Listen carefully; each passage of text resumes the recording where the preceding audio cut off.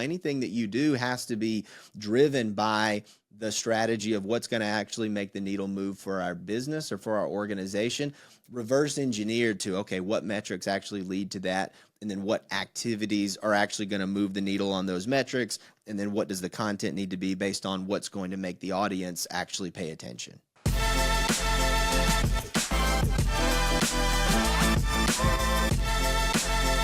Hey guys, thanks for joining us again on the Grow Rogue podcast. Today we're going to talk about content strategies for your small business. Okay, so the first thing we're going to talk about is how to understand your audience. Reed, tell us the significance of understanding your audience and actually how it's so important.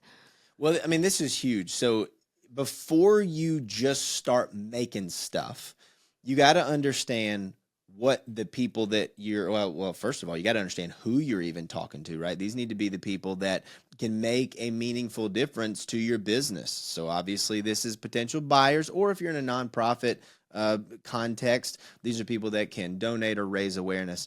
Understanding who those people are, and this is sort of the nerdy part of marketing, right? Where are they physically? What are they interested in? We call that psychographics, right? We talk a lot about demographics and psychographics.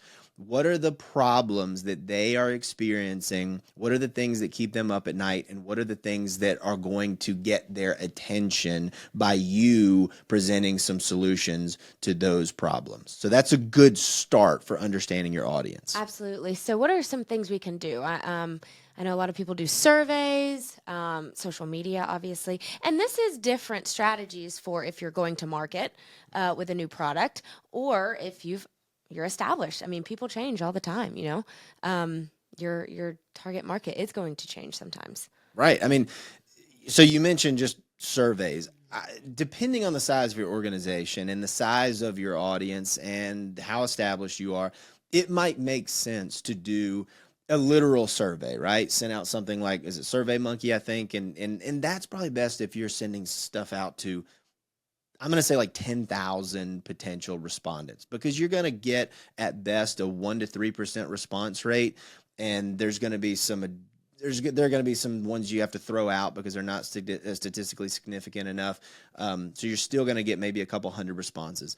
If you're in, say, small business or even startup mode, which most of our listeners are, you are going to want to reach out to these people individually, in my opinion, right? That means calls, texts, interview them in a one-on-one setting. A little hack that we've done, which actually helped us to create content, is we invited members of our audience, members of our community and network to be interviewed on our podcast, and then we turn that into content. We let them know, hey, look, we're going to promote you and what you're doing.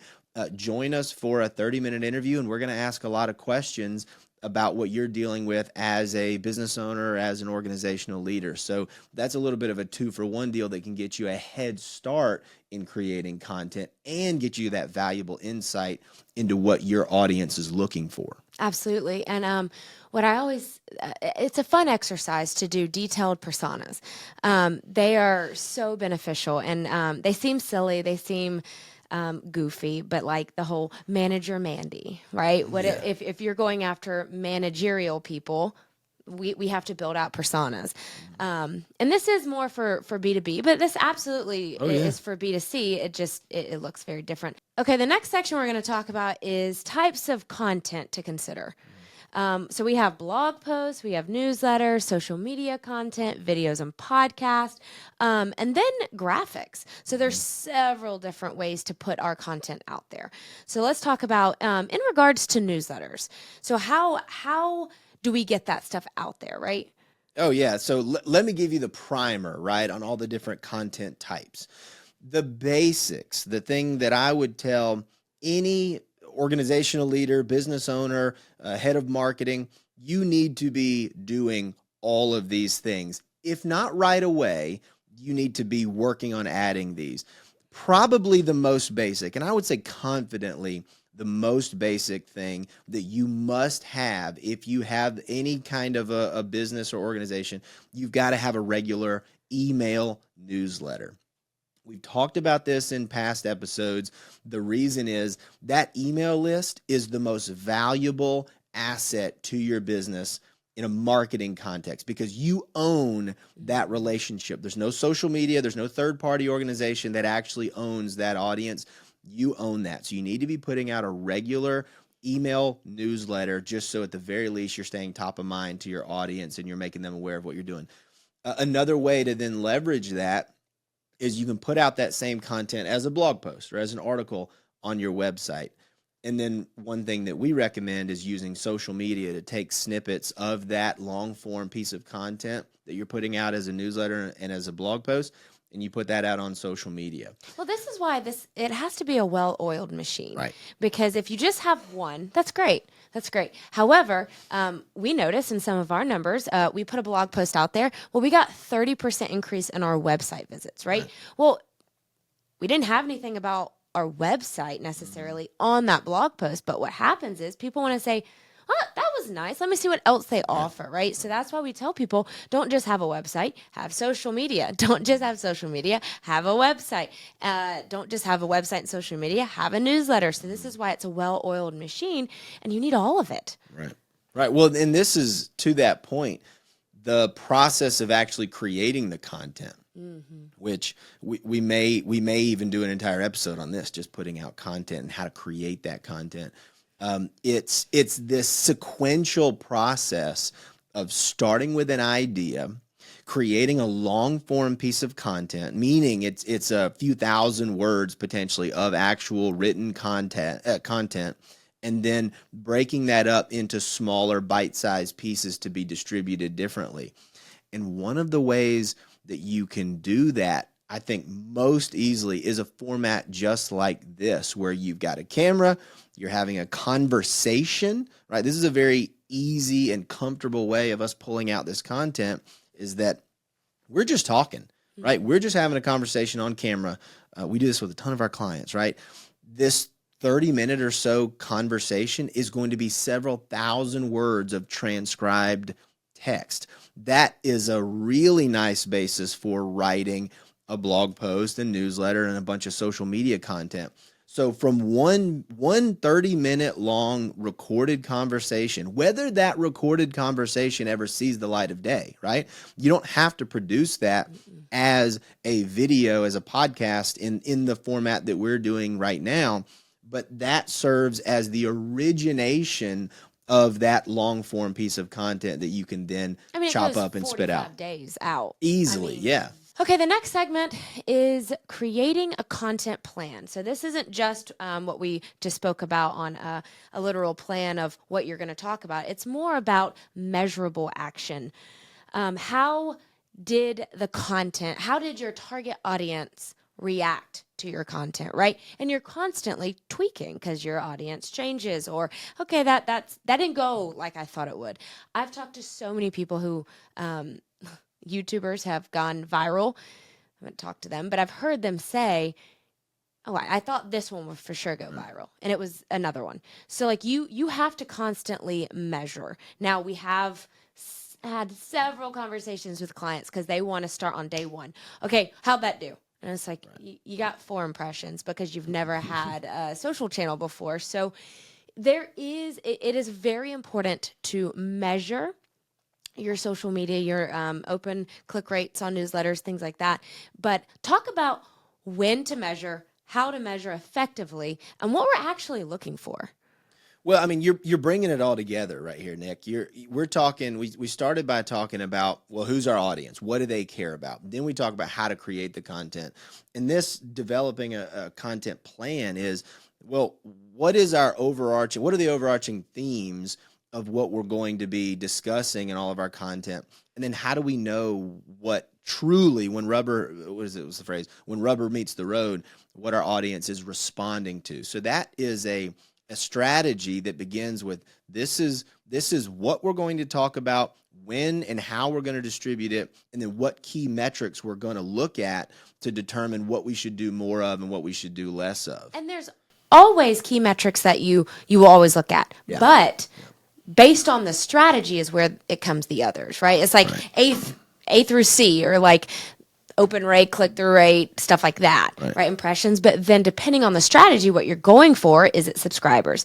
Is it likes on pages? Is it downloads of PDFs? Right. That's the kind of stuff that, dependent on the strategy, you'll look for. Exactly. And if you take nothing away from this discussion other than this, a great quote that I read from, let's call it an HBR article that I can't remember where it was, but they said that if the metric becomes the target, then it ceases to be a useful metric. And what they mean by that, what this means, is that if you are so focused on the metrics, but you fail to connect that to the greater objectives, it is a waste of time. For example, if our objective was to build awareness for, let's say, a cause, right? Or to build brand, right? Something that implies we need a lot of people to know about it and we need them to have a deep understanding of it. Well, measuring the hyper focusing on the click-through rate on an email campaign, that's not exactly, that's certainly not the final and most important objective.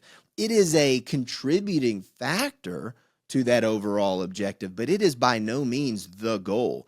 So make sure that you have a series of contributing factors that all actually add up to the outcome that you want to see when you're building out your KPI, your key performance indicator dashboards. Yeah.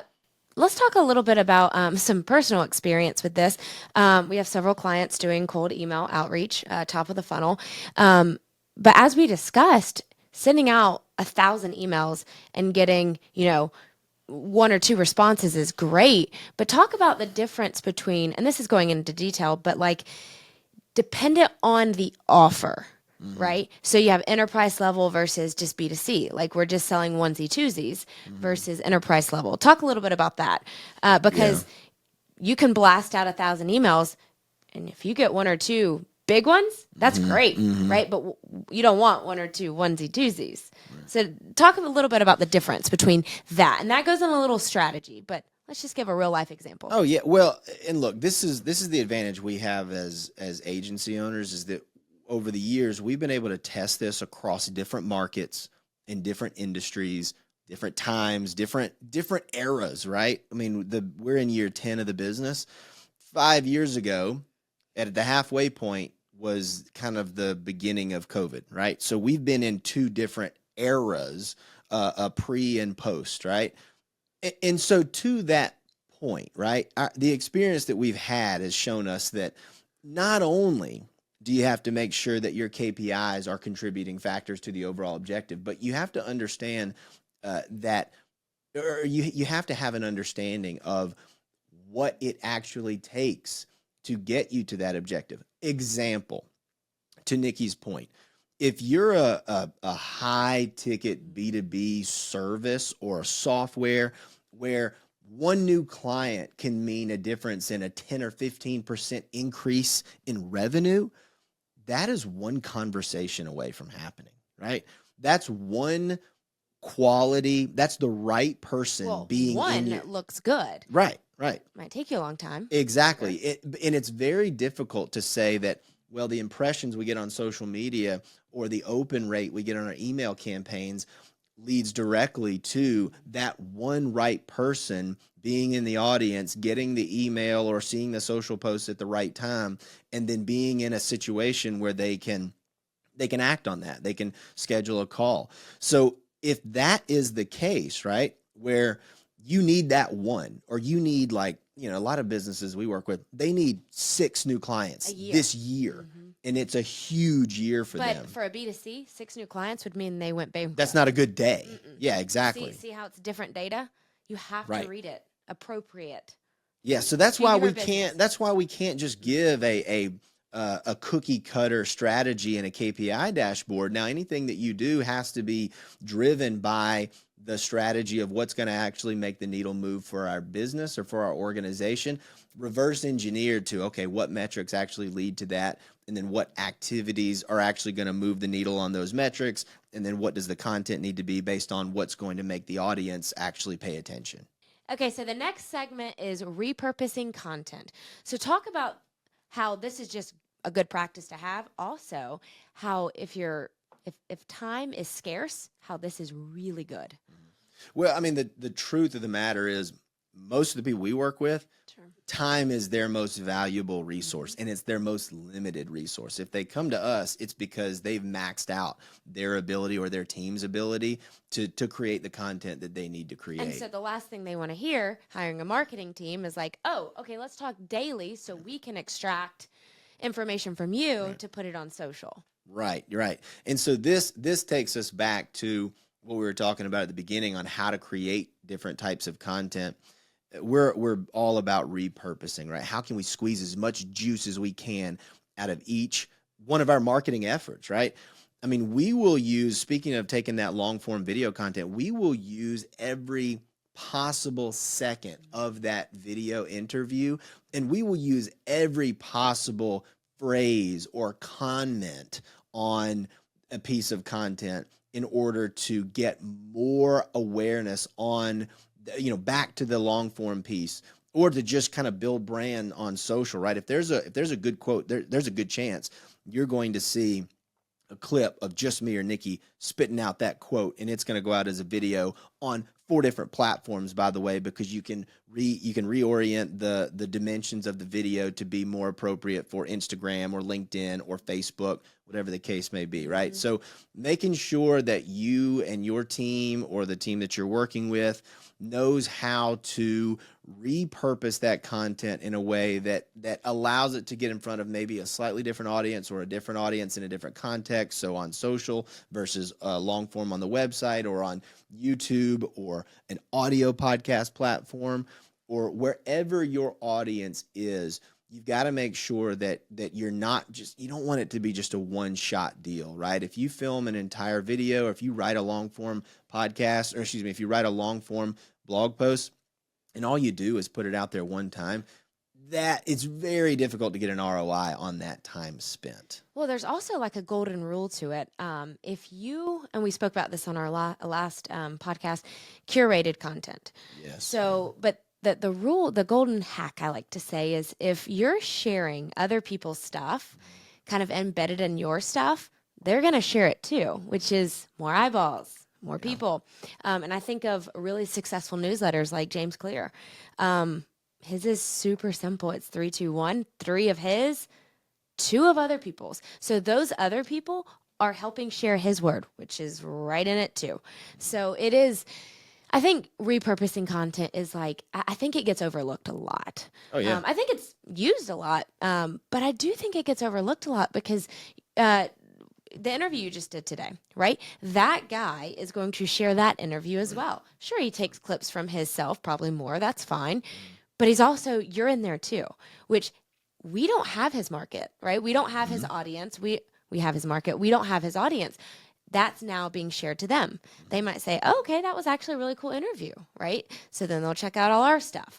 So it's this double-edged sword that I really think it goes a long way. Yeah, I mean, so if you're in a financial services space, you're going to be familiar with this term. It's called OPM, right? Other people's money. Mm-hmm. One thing we like to leverage is OPA, other people's audiences. So when we collaborate with others and we create a piece of content that is, their brain and our brain all in one, or maybe in a different setting, it is them demonstrating their expertise and we're getting to ask questions about it or vice versa.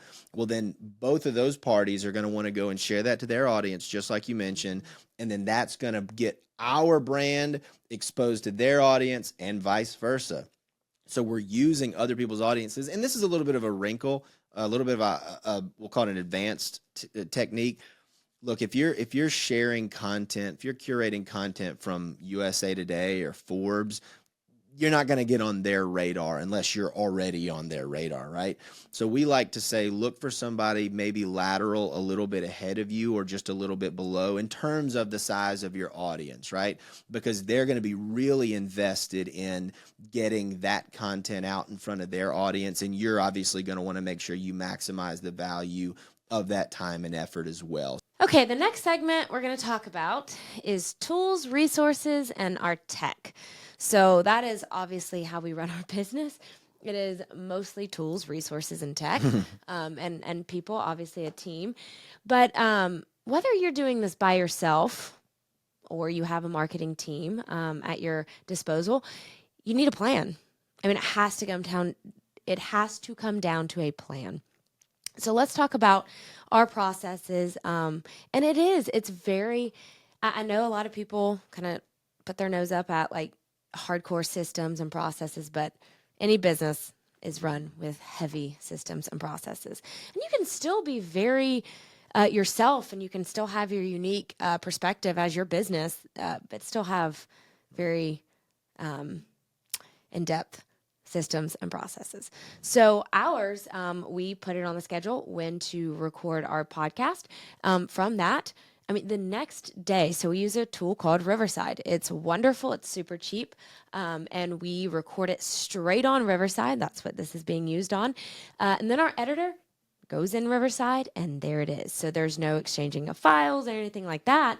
And then from there, he cuts this podcast. Then our team goes in there. We get clips from it. We have several different resources, and we put our clips on social media. From there, our team takes it, writes the transcripts, that's the newsletter, blog, things like that. So it is very heavily processed and system. Yeah, I mean, and it allows you, when you've got a really solid routine like that and a solid process, it allows you to be part of it where you want to be. For example, Nikki and I have different roles, obviously in the business, but specifically in our marketing, called our marketing department, if you will.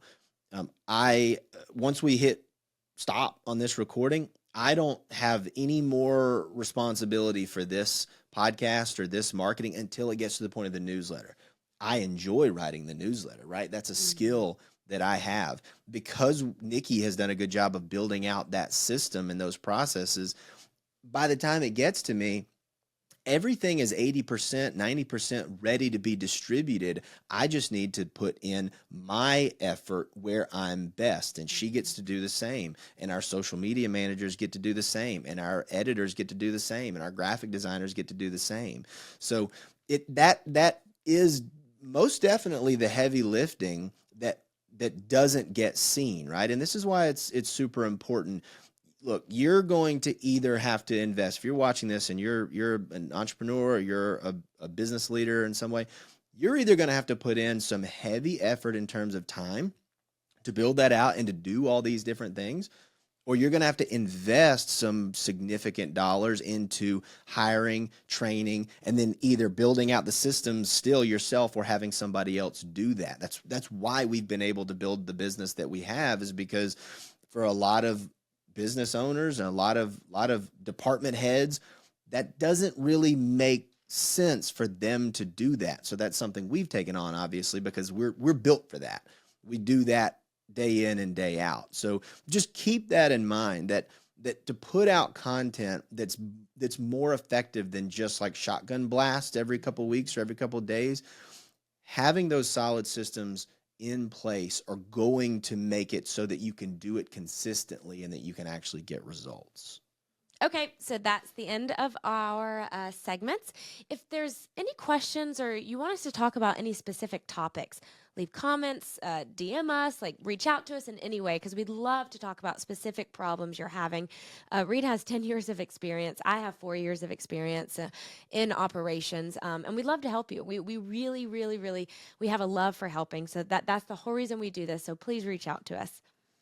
And also, don't forget to like and subscribe if you're watching this on YouTube. If you're watching this on a different platform, make sure to share it with your network and your community. I promise they will appreciate you for doing it.